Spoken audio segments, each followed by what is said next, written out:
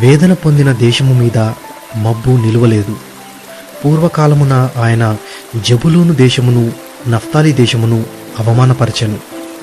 అంత్యకాలమున ఆయన సముద్ర ప్రాంతమును అనగా యోర్దాను అద్దరిని, అన్యజనుల గలిలియా ప్రదేశమును మహిమగల దానిగా చేయుచున్నాడు. చీకటిలో నడుచు జనులు గొప్ప వెలుగును చూచుచున్నారు. మరణఛాయ గల దేశ నివాసుల మీద వెలుగు ప్రకాశించును. నీవు జనమును విస్తరింపజేయుచున్నావు, వారి సంతోషమును వృద్ధిపరచుచున్నావు. కోతకాలమున మనుష్యులు సంతోషించున్నట్లు, దోపుడు సొమ్ము పంచుకొని వారు సంతోషించున్నట్లు వారు నీ సన్నిధిని సంతోషించుచున్నారు. మిద్యాను దినమున జరిగినట్లు వాని బరువు కాడిని నీవు విరిచియున్నావు. వాని మెడను కట్టుకర్రను వాని తోలువాని కొరడాలను విరిచియున్నావు. యుద్ధపు సందడి చెయ్యు యోధులందరి జోళ్లును, రక్తంలో పొరలింపబడిన వస్త్రములను అగ్నిలో వేయబడి దహింపబడును. ఏలయనగా మనకు శిశువు పుట్టెను, మనకు కుమారుడు అనుగ్రహింపబడెను. ఆయన భుజము మీద రాజ్యభారముండును. ఆశ్చర్యకరుడు, ఆలోచనకర్త, బలవంతుడైన దేవుడు, నిత్యుడగు తండ్రి, సమాధానకర్తయగు అధిపతి అని అతనికి పేరు పెట్టబడును. ఇది మొదలుకొని మితి లేకుండా దానికి వృద్ధియు క్షేమమును కలుగునట్లు సర్వకాలము దావీదు సింహాసనమును రాజ్యమును నియమించును. న్యాయము వలనను నీతి వలనను రాజ్యమును స్థిరపరచుటకు అతడు సింహాసనాసీనుడై రాజ్య పరిపాలన చేయును. సైన్యములకు అధిపతియగు యెహోవా ఆసక్తి కలిగి దీనిని నెరవేర్చును. ప్రభువు యాకోబు విషయమై వర్తమానము పంపగా అది ఇశ్రాయేలు వరకు దిగి వచ్చియున్నది. అది ఎఫ్రాయిమును షోమ్రోను నివాసులకును ప్రజలకందరికీ తెలియవలసి ఉన్నది. వారు ఇటికలతో కట్టినది పడిపోయెను, చెక్కిన రాళ్లతో కట్టుదము రండి, రావికర్రతో కట్టినది నరకబడెను. వాటికి మారుగా దేవదారు కర్రను వేయుదము రండని అతిశయపడి గర్వముతో చెప్పుకొనుచున్నారు. యెహోవా వాని మీదికి రెజీనునకు విరోధులైన వారిని హెచ్చించుచు వాని శత్రువులను రేపుచున్నాడు. తూర్పున సిరియాయు, పడమట ఫిలిస్తీయులను నోరు తెరచి ఇశ్రాయేలును మృంగివేయవలనని ఉన్నారు. ఈలాగు జరిగినను ఆయన కోపము చల్లారలేదు, ఆయన బాహువు ఇంకనూ చాపబడి ఉన్నది. అయినను జనులు తమ్ము కొట్టిన వాని తట్టు తిరుగుటలేదు. సైన్యములకు అధిపతియగు యెహోవాను వెదకరు.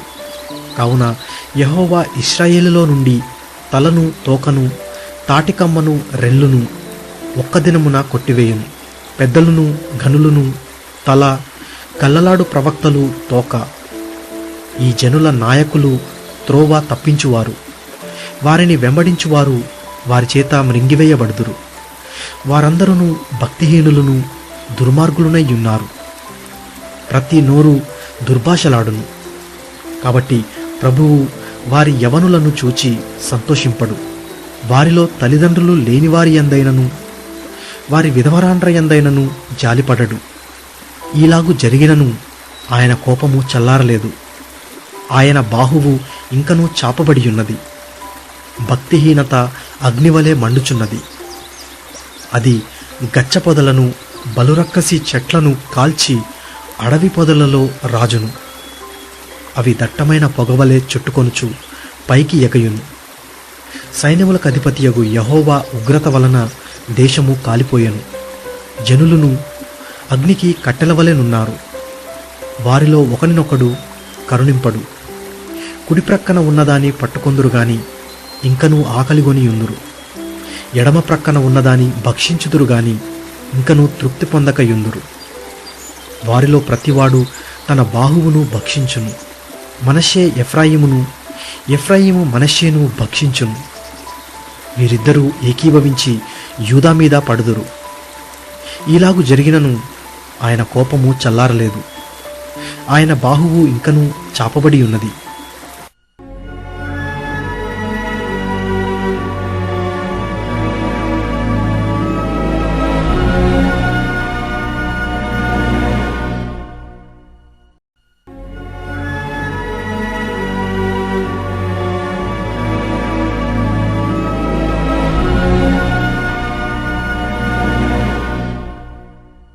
విధవరాండ్రు తమకు దోపుడు సొమ్ముగా ఉండవలననియు తల్లిదండ్రులు లేని వారిని కొల్లపెట్టుకొనవలననియు కోరి న్యాయ విమర్శ జరిపింపకుండా దరిద్రులను తొలగించుటకును నా ప్రజలలోని బీదల న్యాయమును తప్పించుటకును అన్యాయపు విధులను విధించువారికిని బాధకరమైన శాసనములను వ్రాయించువారికిని శ్రమ.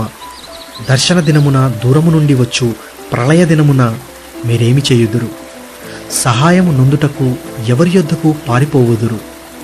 మీ ఐశ్వర్యమును ఎక్కడా దాచుకొందురు? వారు చెరపట్టబడిన వారి క్రింద దాగుకొనుచున్నారు, హతులైన వారి క్రింద కోలుచున్నారు. ఇలాగూ జరిగినను యెహోవా కోపము చల్లారలేదు, ఆయన బాహువు ఇంకనూ చాపబడి ఉన్నది. అశ్షూరీయులకు శ్రమ. వారు నా కోపమునకు సాధనమైన దండము. నా దొడ్డుకర్ర, నా ఉగ్రత వారి చేతిలో ఉన్నది. భక్తిహీనులకు జనుల మీదికి నేను వారిని పంపెదను. దోపుడు సొమ్ము దోచుకొనుటకును కొల్లపెట్టుటకును వీధులను త్రొక్కించుటకును నా ఉగ్రతకు పాత్రులకు జనులను గూర్చి వారికి ఆజ్ఞాపించెదను. అయితే అతడు అలాగనుకొనడు, అది అతని ఆలోచన కాదు. నాశనము చేయవలననియు చాలా జనములను నిర్మూలము చేయవలననియు అతని ఆలోచన. అతడిట్లనుకొనుచున్నాడు, నా అధిపతులందరూ మహారాజులు కారా? కల్నో కెర్కెమీషు వలె నుండలేదా? హమాతు అర్పాదు వలె నుండలేదా? షోమ్రోను దమస్కు వలె నుండలేదా? విగ్రహములను పూజించు రాజ్యములు నా చేతికి చిక్కినవి గదా? వాటి విగ్రహములు యెరూషలేము షోమ్రోనుల విగ్రహముల కంటే ఎక్కువైనవి గదా? షోమ్రోనునకును దాని విగ్రహములకును నేను చేసినట్లు యెరూషలేమునకును దాని విగ్రహములకును చేయకపోదునా అనెను. కావున సియోను కొండ మీదను యెరూషలేము మీదను ప్రభువు తన కార్యమంతయు నెరవేర్చిన తరువాత నేను అష్షూరు రాజు యొక్క హృదయ గర్వము వలని ఫలమును బట్టియు అతని కన్నుల అహంకారపు చూపులను బట్టియు అతని శిక్షింతును. అతడు నేను వివేకిని, నా బాహుబలము చేతను నా బుద్ధి చేతను అలాగు చేసితిని. నేను జనముల సరిహద్దులను మార్చి వారి దోచుకొంటిని. మహాబలిష్ఠుడనై సింహాసనాసీనులను త్రోసివేసి తిని. పక్షిగూటిలో ఒకడు చెయ్యి వేసినట్టు జనముల ఆస్తి నా చేత చిక్కెను. ఒకడు విడువబడిన గుడ్లను ఏరుకొనున్నప్పుడు రెక్కను ఆడించున్నది అయినను నోరు తెరచున్నది అయినను కిచకిచలాడున్నది అయినను లేకపోవునట్లు నిరభ్యంతరముగా నేను సర్వలోకమును ఏరుకొనుచున్నానని అనుకొనెను. గొడ్డలి తనతో నరుకువాని చూచి అతిశయపడునా? రంపము తనతో కోయువానిని చూచి పొగడుకొనునా? కోల తన్నెత్తువానిని ఆడించునట్లును దండము కర్రకాని వానిని ఎత్తునట్లును ఉండును గదా? ప్రభువును సైన్యములకు అధిపతియునగు యెహోవా బలసిన అరస్యుల మీదికి క్షయరోగము పంపును. వారి క్రింద అగ్నిజ్వాలలు గల కొరవికట్ట రాజును. ఇశ్రాయేలు యొక్క వెలుగు అగ్నియును అతని పరిశుద్ధ దేవుడు జ్వాలయునగును. అది అష్షూరు యొక్క బలురక్కసి చెట్లకును గచ్చ పొదలకును అంటుకొని ఒక్క దినమున వాటిని మృంగివేయును. ఒకడు వ్యాధిగ్రస్తుడై క్షీణించిపోవునట్లుగా శరీర ప్రాణములతో కూడా అతని అడవికిని అతని ఫలభరితమైన పొలములకును కలిగిన మహిమను అది నాశనము చేయును. అతని అడవి చెట్ల శేషము కొంచెమగును. బాలుడు వాటిని లెక్కపెట్టవచ్చును. ఆ దినమున ఇశ్రాయేలు శేషమును యాకోబు కుటుంబీకులలో తప్పించుకొనిన వారును తమ్మును హతము చేసిన వానిని ఇకను ఆశ్రయింపక సత్యమును బట్టి ఇశ్రాయేలీయుల పరిశుద్ధ దేవుడైన యెహోవాను నిజముగా ఆశ్రయించెదరు. శేషము తిరుగును. యాకోబు శేషము బలవంతుడగు దేవుని వైపు తిరుగును. నీ జనులైన ఇశ్రాయేలు సముద్రపు ఇసుక వలె ఉండినను దానిలో శేషమే తిరుగును. సమూల నాశనము నిర్ణయింపబడెను.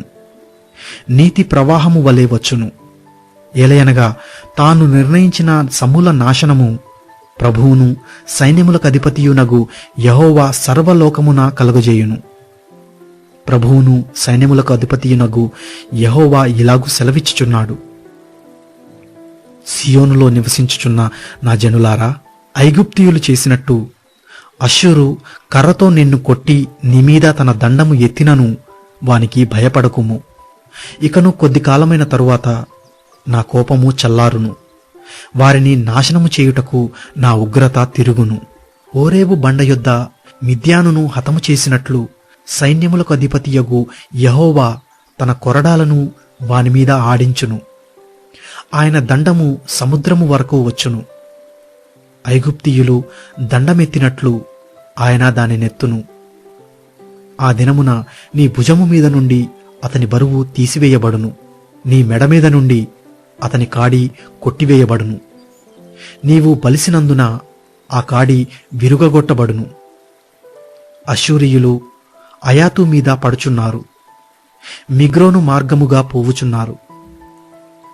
మిక్మషులో తమ సామాగ్రి ముంచుచున్నారు. వారు కొండ సందు దాటి వచ్చుచున్నారు. రామా వణుకుచున్నది, గెబలో బసచేతము రండని అనుచున్నారు. సౌలు గిబ్యా నివాసులు పారిపోవుదురు. గల్లీములారా, బిగ్గరగా కేకలు వేయుడి. లయీషా, ఆలకింపుము. అయ్యయ్యో, ఆనాతోతు, మద్మేనా జనులు పారిపోవుదురు. గిబా నివాసులు పారిపోవుదురు. ఈ దినమే దండు నోబులో దిగును. ఈ దినమే సియోను కుమారి పర్వతమను యెరూషలేము కొండమీద వారు తమ చెయ్యి ఆడించుదురు. చూడుడి, ప్రభువును సైన్యములకు అధిపతియునగు యెహోవా భీకరముగా కొమ్మలను తెగగొట్టగా మిక్కిలి ఎత్తుగల చెట్లు నరకబడును, ఉన్నతమైనవి పడిపోవును. ఆయన అడవి పొదలను ఇనుప కత్తితో కొట్టివేయును. లెబానోను బలవంతుడైన యొకని చేత కూలిపోవును.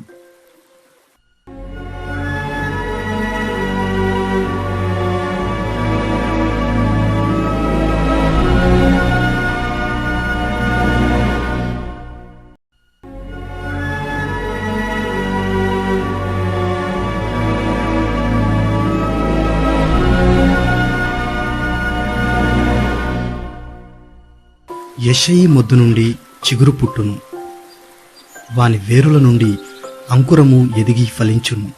యెహోవా ఆత్మ జ్ఞాన వివేకములకు ఆధారమగు ఆత్మ, ఆలోచన బలములకు ఆధారమగు ఆత్మ, తెలివిని యెహోవా ఎడల భయభక్తులను పుట్టించు ఆత్మ అతని మీద నిలుచును. యెహోవా భయము అతనికి ఇంపైన సువాసనగా ఉండును. కంటి చూపును బట్టి అతడు తీర్పు తీర్చును. తాను వినుదానిని బట్టి విమర్శ చేయడు. నీతిని బట్టి బీదలకు తీర్పు తీర్చును. భూనివాసులలో దీనులైన వారికి యథార్థముగా విమర్శ చేయును. తన వాగ్దండము చేత లోకమును కొట్టును. తన పెదవుల ఊపిరి చేత దుష్టులను చంపును. అతని నడుమునకు నీతియు, అతని తుంట్లకు సత్యమును నడికట్టుగా ఉండును. తోడేలు గొర్రెపిల్ల యొద్ద వాసము చేయును. చిరుతపులి మేకపిల్ల యొద్ద పండుకొనును. దూడయు కొదమసింహమును పెంచబడిన కోడెయు కూడుకొనగా బాలుడు వాటిని తోలును. ఆవులు ఎలుగులు కూడి మేయును. వాటి పిల్లలు ఒక్కచోటనే పండుకొనును. ఎద్దు మేయునట్లు సింహము గడ్డి మేయును. పాలుకొడుచు పిల్ల నాగుపాము పుట్ట యొద్ద ఆట్లాడును. మిడినాగు పుట్ట మీద పాలు విడిచిన పిల్ల తన చెయ్యి చాచును. నా పరిశుద్ధ పర్వతమందంతటను ఏ మృగమును హాని చేయదు, నాశనము చేయదు. సముద్రము జలముతో నిండి ఉన్నట్లు లోకము యెహోవాను గూర్చి జ్ఞానముతో నిండియుండును. ఆ దినమున ప్రజలకు ధ్వజముగా నిలుచుచుండు యెషయి వేరు చిగురునొద్ద జనములు విచారణ చేయును. ఆయన విమర్శ స్థలము ప్రభావము గలదగును. ఆ దినమున శేషించిన తన ప్రజల శేషమును అష్షూరులో నుండియు, ఐగుప్తులో నుండియు, పత్రోసులో నుండియు, కూషులో నుండియు, ఏలాములో నుండియు, షీనారులో నుండియు, హమాతులో నుండియు, సముద్ర ద్వీపములలో నుండియు విడిపించి రప్పించుటకు యెహోవా రెండవ మారు తన చెయ్యి చాచును. జనములను పిలుచుటకు ఆయన యొక్క ధ్వజము నిలువబెట్టును. భ్రష్టులైపోయిన ఇశ్రాయేలీయులను పోగు చేయును. భూమి యొక్క 4 దిగంతముల నుండి చెదిరిపోయిన యూదా వారిని సమకూర్చును. ఎఫ్రాయిమునకున్న మత్సరము పోవును. యూదా విరోధులు నిర్మూలమగుదురు. ఎఫ్రాయిము యూదాయందు మత్సరపడడు. యూదా ఎఫ్రాయిమును బాధింపడు. వారు ఫిలిష్తీయుల భుజము మీద ఎక్కుదురు. పడమటి వైపుకు పరుగెత్తిపోవుదురు. ఏకీభవించి తూర్పు వారిని దోచుకొందురు. ఏదోమును మోయాబును ఆక్రమించుకొందురు. అమ్మోనీయులు వారికి లోబడుదురు. మరియు యెహోవా ఐగుప్తు సముద్రము యొక్క అఖాతమును నిర్మూలము చేయును. వేడిమి గల తన ఊపిరిని ఊదును. యూఫ్రటీసు నది మీద తన చెయ్యి ఆడించును. 7 కాలువలుగా దాని చీలగొట్టును. పాదరక్షలు తడువకుండా మనుష్యులు దాటునట్లు దాని చేయును. కావున ఐగుప్తు దేశము నుండి ఇశ్రాయేలు వచ్చిన దినమున వారికి దారి కలిగినట్లు అష్షూరు నుండి వచ్చు ఆయన ప్రజల శేషమునకు రాజమార్గముండును.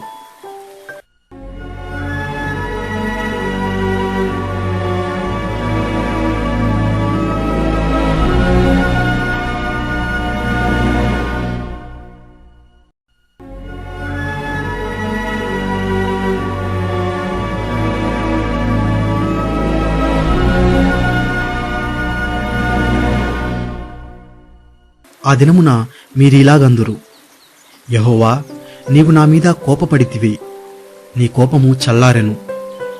నిన్ను స్తుతించుచున్నాను, నీవు నన్ను ఆదరించి ఉన్నావు. ఇదిగో నా రక్షణకు కారణభూతుడగు దేవుడు, నేను భయపడక ఆయనను నమ్ముకొనుచున్నాను. యెహోవా, యెహోవాయే నాకు బలము, ఆయనే నా కీర్తనకాస్పదము. ఆయన నాకు రక్షణాధారమాయెను. కావున మీరు ఆనందపడి రక్షణాధారములైన బావులలో నుండి నీళ్లు చేదుకొందురు. ఆ దినమున మీరిలాగందురు, యెహోవాను స్తుతించుడి, ఆయన నామమును ప్రకటించుడి, జనములలో ఆయన క్రియలను ప్రచురము చేయుడి. ఆయన నామము ఘనమైనదని జ్ఞాపకమునకు తెచ్చుకొనుడి. యెహోవాను గూర్చి కీర్తన పాడుడి.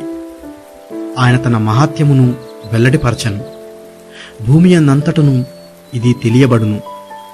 సియోను నివాసి, ఉత్సాహధ్వని బిగ్గరగా చేయుము. నీ మధ్యనున్న ఇశ్రాయేలు యొక్క పరిశుద్ధ దేవుడు ఘనుడై ఉన్నాడు.